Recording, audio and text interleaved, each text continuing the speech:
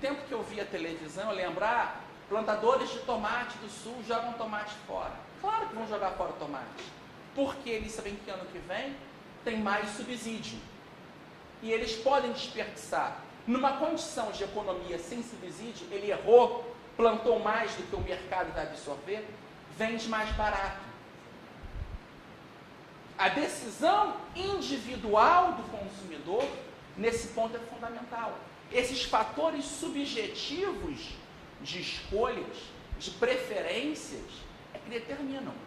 E aí nós temos aberrações, subsídio à cultura.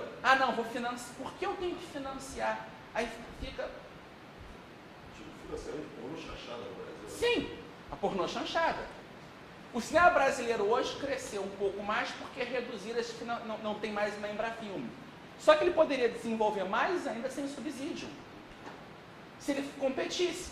Quando o cinema nacional começou a ter que competir um pouco mais, melhorar as produções, começar a seguir o mercado internacional, podemos até criticar o conteúdo, mas aí escolhas do consumidor.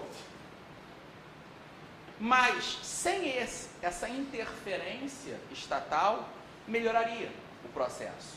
Então, essa relação entre utilidade marginal, a utilidade, valor subjetivo, e o subjetivismo metodológico e em relação às escolhas, um subjetivismo fruto dessa incerteza genuína, criada pelo fato do nosso conhecimento ser limitado, é que vai garantir o entendimento da ordem social, uma ordem complexa. Eu creio que já chegamos agora a 8:10. Antes de entrar no ponto que eu vou aprofundar mais aqui, que são as ordens espontâneas, esse terceiro fator de propagação da escola austríaca, eu vou fazer um intervalo para nós voltarmos retomando esse tema e agregando nesse novo tema. Bem, então nós tínhamos visto, voltando aqui, só uma recapitulação. Primeiro, que a escola austríaca de economia tem um núcleo fundamental, formado por ação humana, incerteza genuína e o tempo dinâmico. Essa tríade central, ela é propagada por intermédio de 3 elementos: o valor e a utilidade marginal, o subjetivismo, que é o que forma essa incerteza genuína,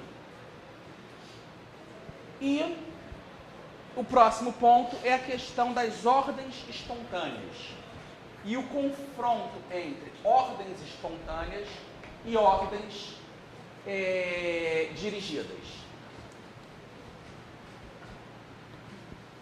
A questão da ordem, e aí eu tomo a liberdade de sair um pouco do campo da praxeologia para discutir a ordem, porque eu acredito, até eu cheguei a falar isso ontem, estou muito na pesquisa sobre o assunto, que a ordem seja talvez um dos conceitos mais importantes para a filosofia política.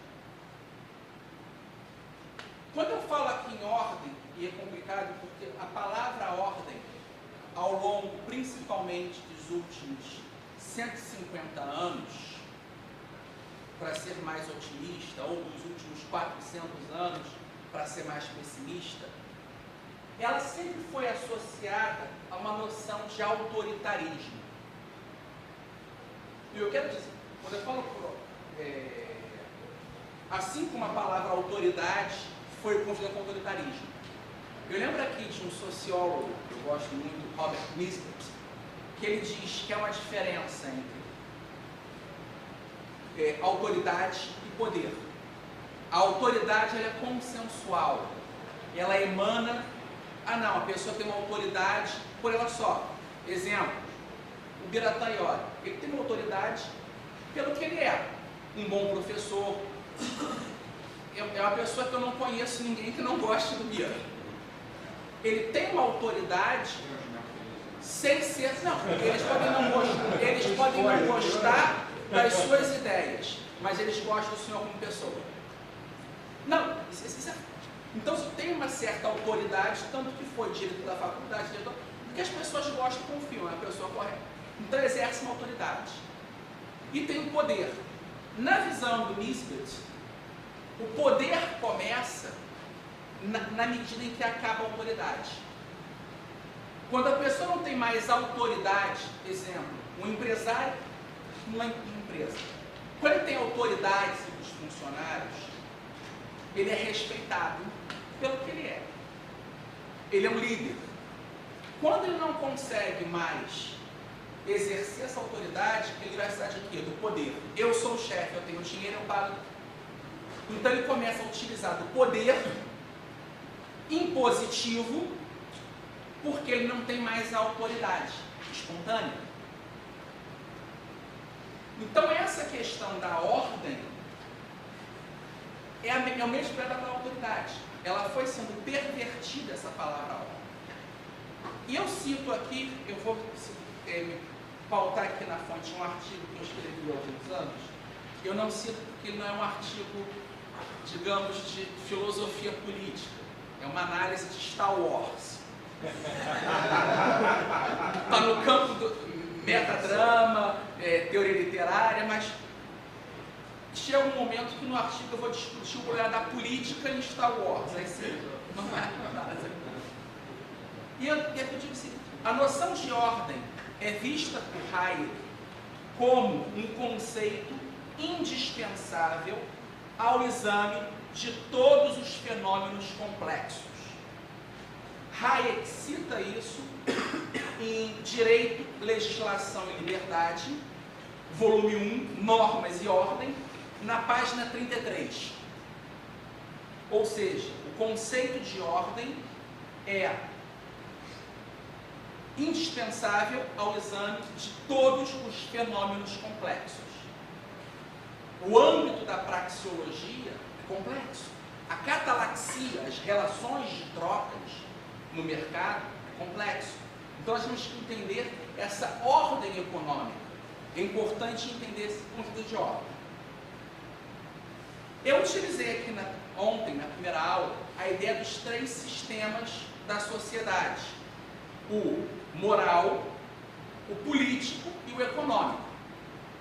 Uso na tipologia do filósofo Russell Kirk no livro American Policy. Segundo esse filósofo, tido por muitos autores como o pai do moderno pensamento conservador norte-americano, a sociedade, a boa sociedade, ela se fundamenta em 3 princípios: ordem, liberdade e justiça. O nome dele? Russell Kirk. Eu vou trabalhar um pouco essa concepção de ordem, discutindo aqui um pouco, principalmente, Hayek,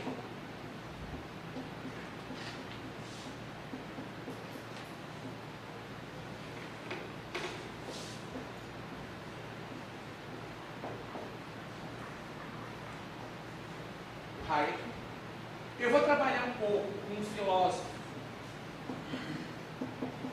Eric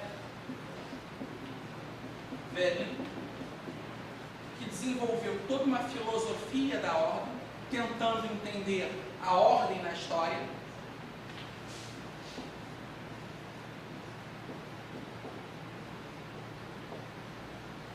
E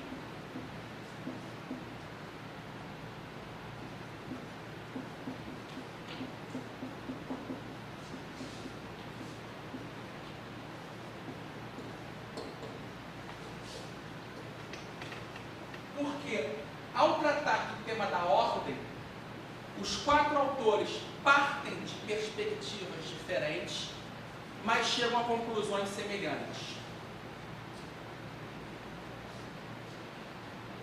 A ordem, na perspectiva do Kirk, ela se torna a primeira necessidade da alma do indivíduo, ou da consciência do indivíduo, e da comunidade.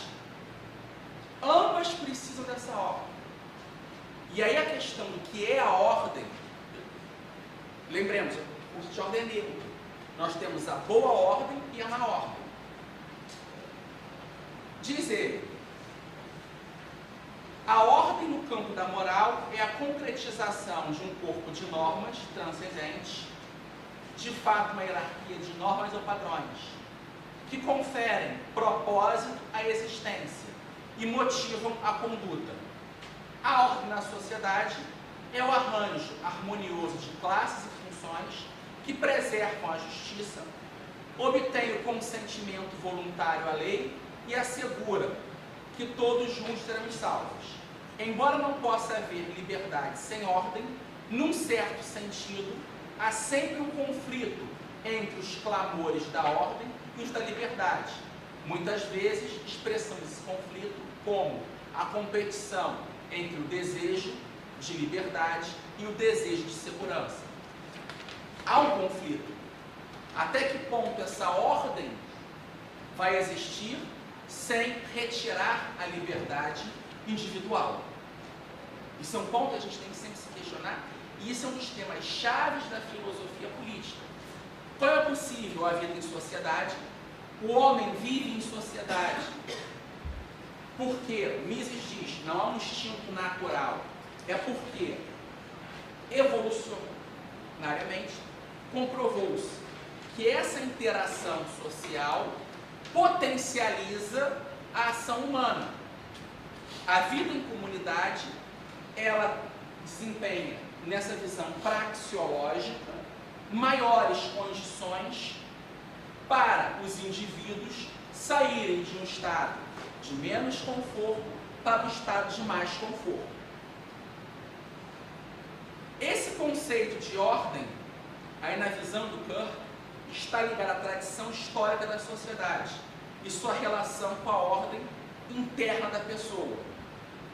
Essa concepção se assemelha em muitos aspectos ao que o Eric Voegelin diz, quando afirma: ordem é a estrutura da realidade como experimentada pelo homem, bem como a sintonia entre o homem e uma ordem não fabricada por ele, isto é, a ordem cósmica. É interessante que isso é muito próximo do que o Hayek diz quando define a ordem espontânea como um cosmos. Ela é uma ordem criada pela livre interação dos indivíduos, mas não intencional. O homem, ao agir, a ação humana, a ação do homem no tempo, com limitações de conhecimento, essa livre interação acaba criando uma ordem. Só que o homem não cria isso deliberadamente. Exemplo, linguagem. Alguém sabe, existem algumas línguas artificiais, criadas em laboratório, como o Esperanto, por exemplo. É a mais famosa. Mas é a mais falada das línguas artificiais?